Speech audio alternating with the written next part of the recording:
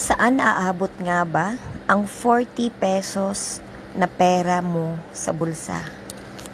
Yes, totoo mga sisi ko, Tidol. Alam nyo po, maaga po akong pumunta po sa palengke. At alam nyo mga sisi ko, Tidol, ang dala-dala ko lang po na pera is yung pera po talaga na pwede po akong makabili ng gulay na mura lang talaga siya.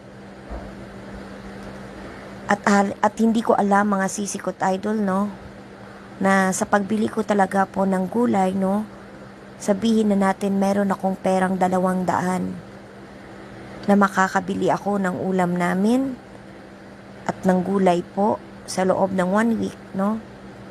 Nakabili naman po ako mga sisi ko, Idol, ng ampalaya sa halaga po na 40 pesos. At sulit na po ang grasya na to. Thank you so much, God, kasi andyan ka talaga po na nagpo-provide po sa amin sa pagkain namin sa araw-araw. Grabe mga sisi ko, Idol, ang panahon ngayon, nakakaiyak, nakakalungkot, pero panalangin lang sa poong may kapal, makakaahon din.